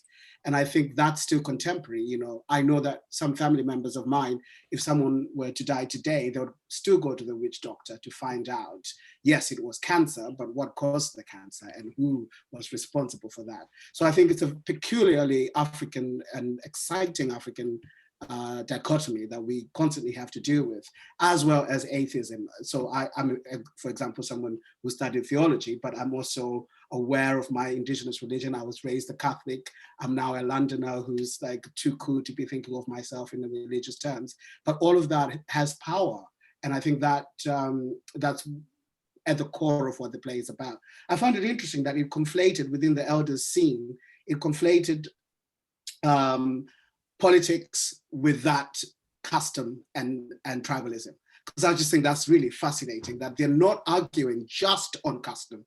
They're not arguing just on tribalism. They're saying, actually, we should have a political party because none of our people have the limousines and the stone houses. So I think that's really fascinating to not think of the custom and the indigenous aspect of things as being somewhat antiquated or not sophisticated. There is a multiplicity in how we can look at that, which I find really, really fascinating. And I just wanted to mention a little bit, you know, hearing Caleb talk about Remy as a character. What I found really exciting as an actor and as a writer is this idea of an African sort of romanticized hero who's grappling with all these influences, because often we don't think of Africans, well, we're not presented with Africans in literature and in drama, especially in the Western world. We are not presented with these romantic figures, by romantic being that the thoughts and the outlook is heroic, it's massive, it's epic, it's virtuous. You know, I think that's extraordinary, and I think that's to be celebrated. And of course, that can only come from people who are highly politicized, like this wonderful man was, alongside Soyinka and many others of that generation. So I really, really love that. And just as a final thing, I just thought it was interesting having experienced LeBlanc, which was Lorraine Hansberry's masterpiece at the National, and how that was, I felt, in my opinion, problematically directed in terms of how culture was depicted on that stage. It's interesting how this play precedes Lorraine Hansberry's play and is far more sophisticated about how it deals with what we were experiencing as African people, because it's by an African man who lives on that land, who was living at on that land at the time that these issues were even more significant, as they were as new, and people were trying to find a way of dealing with all the issues that he's put together. So of course I can talk about this forever, but those are my 3 thoughts. Wonderful thoughts. Thank you so much. That was so rich. Moji, we have this is sort of a multi-part question, so I'm sort of pulling it from lots of different people. So bringing it up, and Tunderai sort of, really sort of, brings it up about all the different issues that have come up in this play, considering that it was written in 1963. Do you think that there are some that have been more successful than others, or are there some that haven't as successfully been resolved? Which then kind of leads into, if you were to do a fully staged production of this in 2021, would you alter anything in the text or context of the piece? Perhaps framing it within, or is about framing it within the original time that it was written? And then the point 3 to that is, are there any plans to then perhaps bring this play or any of the others that have been in the rehearsed reading series to full production? So perhaps thinking about, are there any particular issues that you feel like have been wonderfully successfully dealt with? Are there some that maybe not as successfully? And then if you were to then do a 2021, maybe 22, when we get back into the theaters, production of it, would you alter any of the framing or context of the piece, or is it about it sitting in the original time? I think, it's a very interesting question, because I think the issues around how the women were portrayed is definitely something that, if we were to do a production, that we would definitely like to examine in detail, and find a way to switch some of those dynamics slightly. I think that would be my main concern. And we talked about that a lot in rehearsals, and we knew that there were limitations to reading it that meant that we couldn't really do much about anything about how it's been written. In terms of a production, all of the plays that we're reading at the moment, they are not being read for the sake of just being read. In actual fact, in my head, the plan that Utopia Theatre has is a plan of, okay, we're in a pandemic. What can we be doing to prepare for the future? So for example, if we have a play that we read online, that we have actors, we can test it out. It's almost like a mini R&D. Sorry, for people who don't know what R&D is, it's almost like a mini research and development. It's more like kind of dipping your feet in there and see, first of all, how it's received. What can we do better? The actors that we've brought on board, are they the actors that we can work with in the future? Then where you would start from as a starting point, if you were to want to produce this, would not be so far off, really. So for me, everything is all kind of calculated and planned. Nothing is being done in isolation. And also a lot of it is, one of the things that I was saying to some of the actors when we first started this process is, whenever I'm trying to cast for a production of plays like this that explore a full generation of Africans, for example, a play that you would see a 20-year-old, a 30-year-old, a 40-year-old, or a 60-year-old. I was saying to Tandurai that we just can never find people to cast for these roles. And part of this whole testing the water online is to find people that we don't know and to work with them in this kind of safe space, in this kind of space where there's no pressure of doing the production. There's no pressure of, oh gosh, if I work with this person, if they are not at that level in terms of certain things, I would have to spend a week to bring them up to speed because they don't have the experience. As we all know, a lot of Africans who are practitioners of theater or theater makers do not have, it's a fact, they are not getting as much experience as their white counterparts. And for that reason, when we bring them into rehearsals, we almost need 2 weeks extra to get people kind of oriented into the fact that they're going to be doing a play that is going to require this much energy from them, and that they're going to have to learn this many lines. And a lot of people who are directors would kind of just recognize this as a fact. It's just a fact. If somebody is only doing 3 plays in 5 years, you can't compare them to their white counterpart who is doing, I don't know, 10, 20 plays in a year. It's just you're not bringing the same type of actors into the room to work with. And those are some of the challenges that we face. And I think through this medium, we can start to address that. We can start to meet people. It's also a good, I don't want to, a lot of the people here today are incredible actors. So I don't want to insult them and say it's a good way to audition people, because they're not, I mean, there's nobody here that I would actually call and say, come and audition. The vast majority of them, we would just have a meeting and have a drink and go, actually, are you interested? And then collaborate. And this has been a very collaborative process, which has been really great.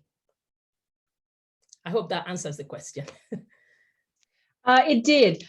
Just the question, though, that because you talked about perhaps looking at the impact of the patriarchy on how the women are treated in the play, would you perhaps alter, say, the context of either time or any of that if you were to do a full production?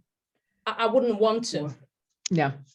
Ideally, I wouldn't want to. I think the time that Ngugi wa Thiong'o is set it's so perfect a time to explore. I like the whole idea of looking into the past in any case, but because I feel unless you know where you're coming from, you're not even going to be able to assess where you're going. And I think part of the issue is that a lot of the younger generation are not actually aware of the past. And these plays allow them to kind of just have that microscope and just look back and see what their ancestors would have had to experience and some of the issues they've had to deal with.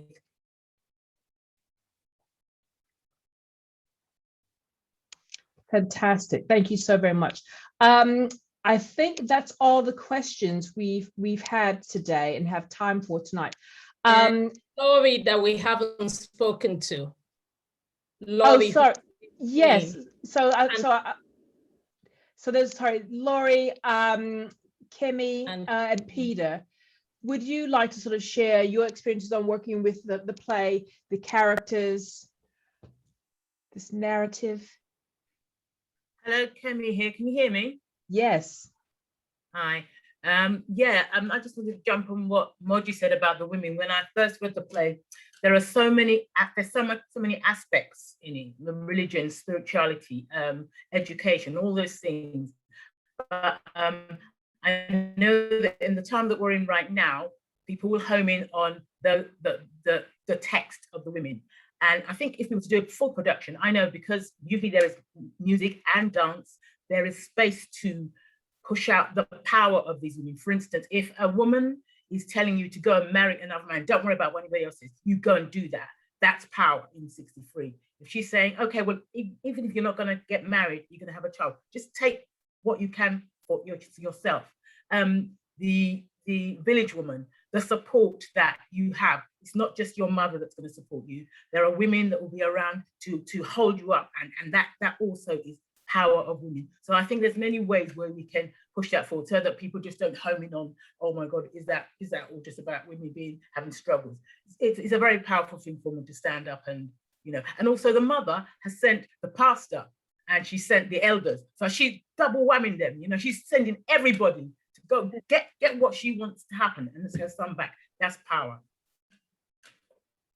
Wonderful. And I love the fact that you talked about, the potential of the scope of the theater making, the storytelling, that then really sort of helps us to explore that. Absolutely. Thank you.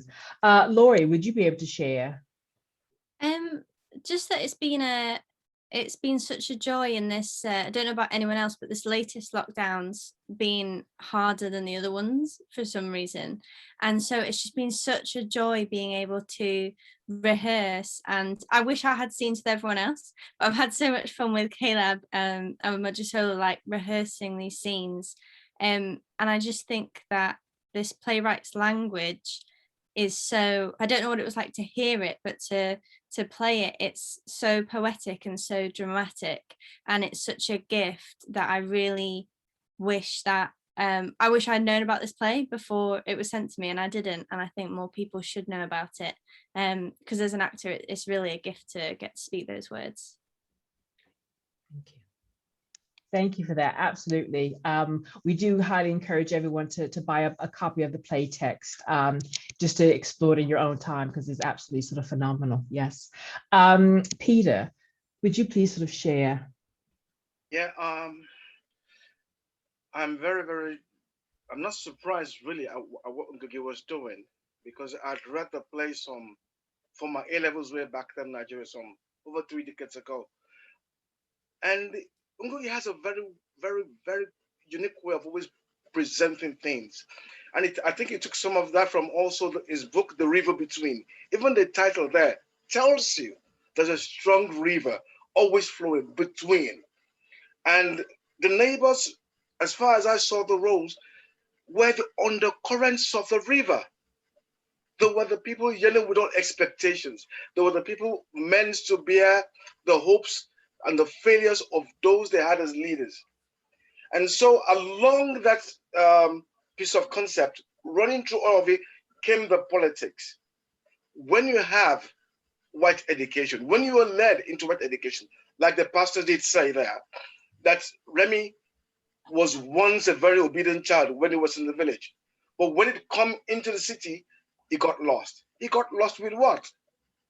He got lost in education, because he could relate a lot and challenge a lot of things that were there. And Remy was it was a battleground. So was Tony as well.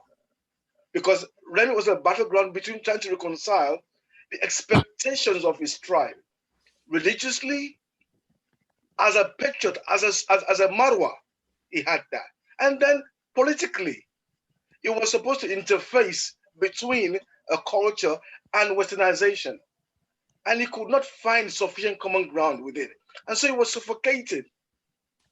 And the same thing came, which was told in Tony. The fears she had, though unspoken, related to what would happen. She loved him, but what would happen? Would he accept me for being a village girl? Would he accept me for the circumstances of my entry into his society? If not for westernization, Remy would probably have just taken her over without, and he would have been happy to fulfill his love. Why was he finding it difficult to propose? Because he was drifting away along the line in age with Western education. So he was beginning to look down on what he did. And then you find that raised as well. Like Taya said, what was the African culture, the religion, the order of both cultures was always conflicting. If we took the play and we imagined that nothing happened, the Western culture did not infiltrate the Marwa culture, then there would have been no problem. But then when they met, what happened? Remy was there, finding it difficult to cope. At the end of it all, he's not sure what his role actually is, a personal one, a societal one, or even a political one. He didn't even have an ambition. He was just lost. In the end, he was trying to fulfill everything. And Tony couldn't handle. For her, darkness was represented by what she saw that Remy would expect. She expected Remy to think himself so high up over there and that people are so far down here. That was to be her darkness. But again, in going there, you want to ask yourself, did she eventually think of herself as a woman, a Marwa woman? If she had thought herself a Marwa woman, then she wouldn't have had cause to commit suicide. But she felt she had failed, but not by her own fault.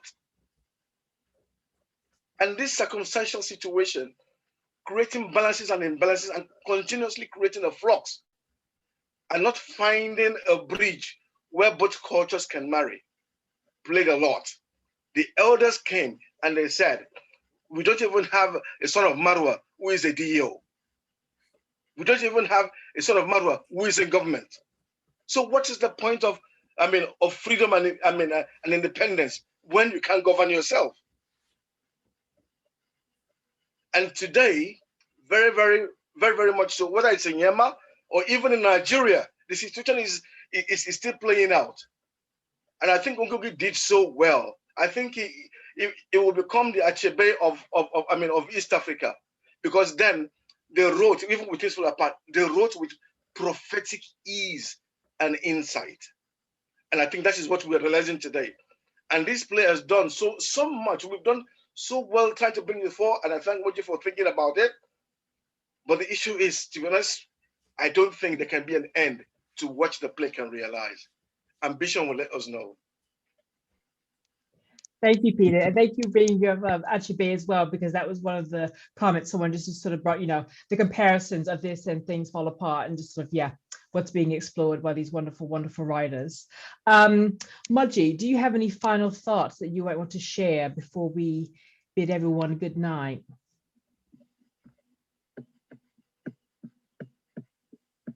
Oh, you need to unmute. Yeah.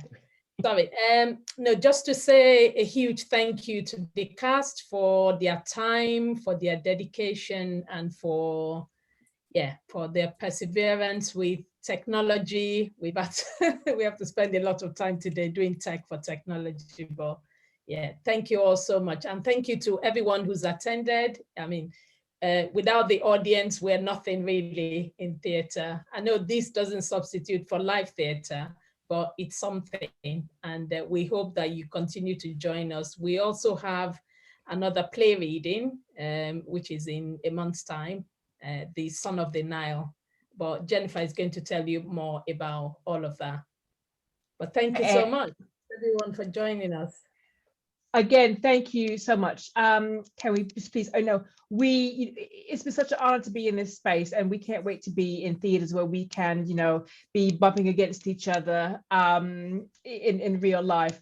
But thank you to all the actors and to our technical manager, Rob Hart.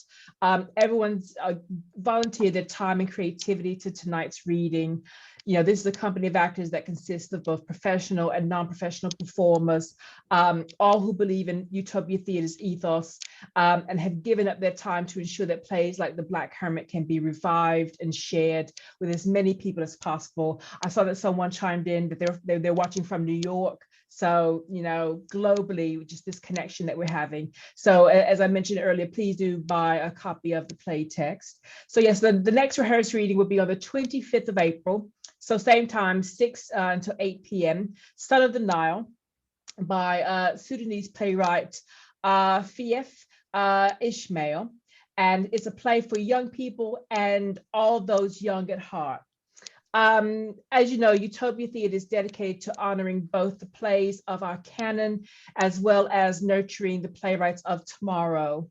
And so the Baobab Project gives a group of gifted playwrights from the African diaspora a life and career-changing experience, a chance to showcase their talent, by working with an experienced team.